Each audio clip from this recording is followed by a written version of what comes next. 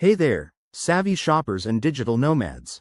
Today, we're diving into something super useful: how to get a virtual American Express card. If you're tired of typing in your physical card details for every online purchase or worried about security, this is a game changer. Let's break it down step by step so you can get set up in no time. First off, what's a virtual American Express card? It's a digital version of your Amex card that you can generate right from your phone or computer.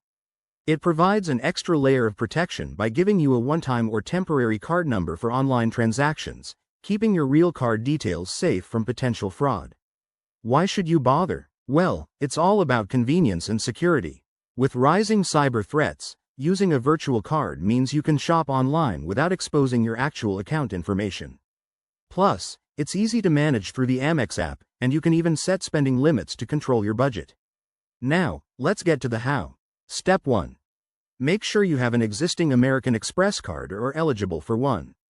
If you don't have an account yet, you'll need to apply through the Amex website or app. It's straightforward and often quick. Step 2. Download the American Express app on your smartphone. It's available for both iOS and Android, and it's free. Once installed, log in with your Amex credentials. Step 3. Navigate to the Cards or Account section in the app. Look for an option like Virtual Card or Digital Wallet. If it's available for your card type, you can generate a virtual number right there. Step 4. Follow the prompts to create your virtual card. You'll get a unique card number, expiration date, and security code. Some cards might let you customize it for specific uses.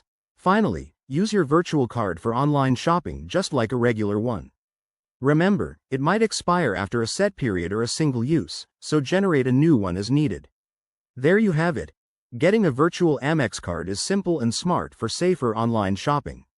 If you try this out, drop a comment below with your thoughts or any questions.